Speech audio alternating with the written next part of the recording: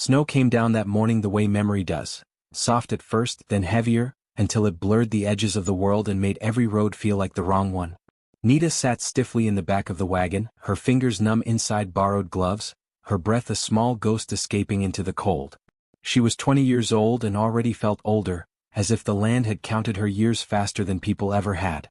Somewhere behind her lay the home that had decided she no longer fit, and somewhere ahead was a ranch that was supposed to want her. The driver did not speak. The horses did not look back. And Nita wondered, as the white plains swallowed the horizon, whether a person could arrive at a place meant for them and still feel utterly lost. The ranch emerged from the snowfall like a thought half-remembered, dark timber, low roofs bowed under winter's weight, fences disappearing into drifts. It was quieter than she expected, too quiet for a place where a new wife should be welcomed. Nita stepped down, her boots sinking, her heart sinking with them. She carried no trunk, only a small bundle and a letter folded so many times it felt soft as cloth. When she knocked, the sound felt too loud, like an accusation. The door opened slowly, and the man who stood there did not smile, not because he was unkind, but because he was startled in a way that went deeper than surprise.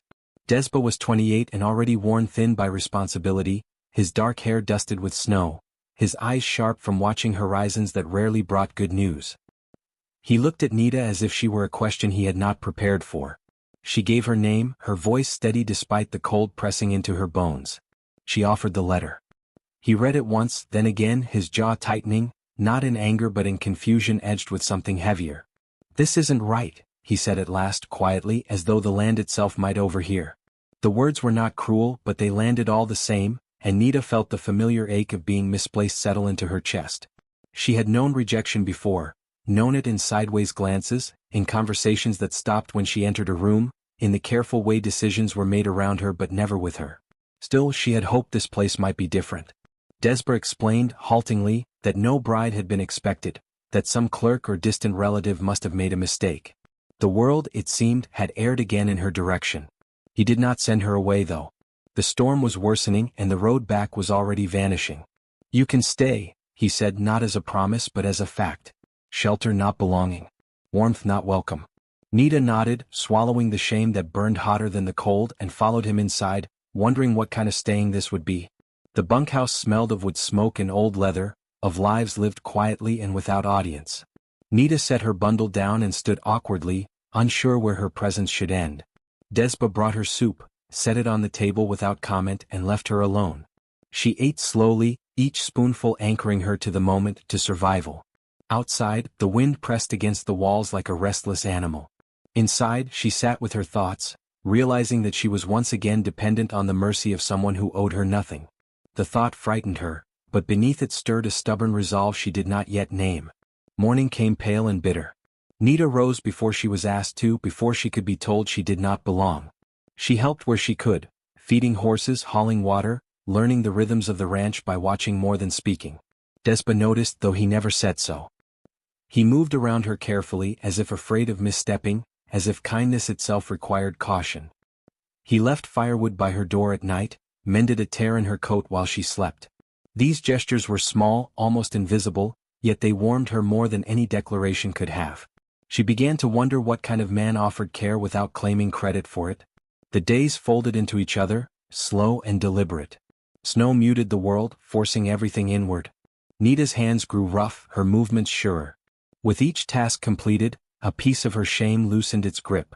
Desba watched her work with a respect that surprised her, never praising, never doubting. Sometimes their eyes met across the yard, and in that brief stillness lay questions neither dared to ask. The ranch felt less like a mistake now and more like a pause, a held breath between what had been taken from her and what she might yet choose. At night, silence became their common language. They sat by the fire, sharing space rather than stories. Once, Desba spoke of a loss, his voice low, the details blurred as if even memory did not deserve full telling. Nita listened without probing, understanding that some wounds asked only to be witnessed. In return, she hummed an old melody from her childhood, her voice soft as snowfall. He did not interrupt. In that quiet exchange something shifted, not romance, not yet, but recognition.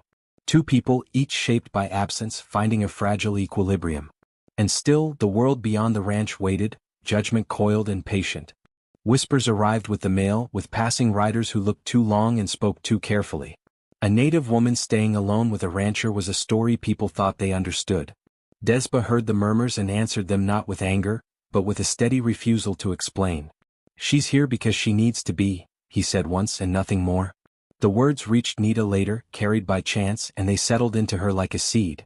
Not ownership. Not obligation. Need, acknowledged without shame. It was the first time she felt defended rather than excused, and it left her breathless. When the snow began to melt, the road reappeared, thin and uncertain. Nita realized she could leave. The thought both relieved and unsettled her. She packed her bundle again, then unpacked it, her hands trembling. Desba noticed but did not comment. He only told her the truth, that she owed him nothing, that staying or going would be her choice alone. In that moment she saw him clearly, a man who did not confuse control with care. The choice before her was no longer about safety, but about dignity. And as clouds gathered once more over the plains, Nita felt the weight of that choice settle into her bones, waiting to be spoken. The snow returned the night Nita made her choice, though lighter this time, drifting down as if the sky itself were uncertain. She stood at the edge of the yard with her bundle in hand, the road stretching out before her like an unanswered question. Leaving was possible now, difficult but possible, and that knowledge pressed against her chest harder than the cold ever had. She thought of all the times she had been sent away before she could decide for herself, and she wondered whether choosing to stay could be an act of courage rather than surrender. Desba watched from the porch, careful not to intrude on the moment. He had learned that some decisions must be witnessed from a distance or risk breaking under the weight of another's hope. When Nita finally turned back toward the ranch, her steps slow but certain, he felt something loosen inside him, a knot he had carried since before she arrived. She stopped a few paces away, meeting his eyes not as a guest, not as a burden, but as a woman standing on her own ground. "I'm not staying because I have nowhere else to go," she said quietly. "I'm staying because I want to." The words settled between them, fragile and brave, and Desba nodded as if he had been waiting to hear them all along. Life did not soften overnight. The neighbors did not suddenly approve, and the world beyond the ranch did not become kinder. Yet something fundamental had shifted. Nita moved through the days with a steadiness that came from being chosen, by herself first and only then by circumstance. Desba began to rely on her presence in ways he had never relied on anyone, trusting her judgment, sharing decisions, letting silence turn into understanding rather than distance. Their connection deepened not through declarations, but through shared labor, shared meals, shared pauses that felt full instead of empty. Love, if it was that, grew like winter wheat, slow, unseen, resilient.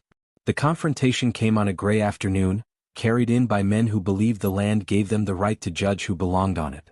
Words were exchanged, sharp but restrained, and Nita felt old fears rise, urging her to step back, to disappear. Before she could, Desba spoke, not loudly, not angrily, but with a clarity that cut through the noise. He did not defend her usefulness or her obedience. He spoke of her worth, her dignity, her right to stand where she stood. In that moment, Nita understood that partnership was not about protection from the world, but about standing together within it. The men left, unsettled rather than satisfied, and the ranch felt quieter than it ever had before. Spring came slowly, coaxed into being by patience. When Desba asked Nita to marry him, it was not framed as rescue or obligation, but as an invitation, one she could refuse without consequence. She said yes with a calm certainty that surprised them both. The ceremony was small, witnessed by the land more than by people. Snow lingered in the shadows while new grass pushed through, and Nita felt the past loosen its hold at last. She was no longer the bride sent to the wrong ranch. She was a woman who had found a place where her presence was not questioned, only welcomed. And if you listen closely to stories like this, stories of being misplaced, misunderstood, yet quietly chosen, you may hear something meant for you as well. Not every home announces itself loudly. Not every love arrives with certainty. Sometimes belonging is built from patience, from small acts of grace, from the courage to stay when leaving would be easier. If you have ever felt out of place in your own life, remember this: the right ground does not rush you. It waits until you are ready to stand on it fully, and when you do, it holds you fast,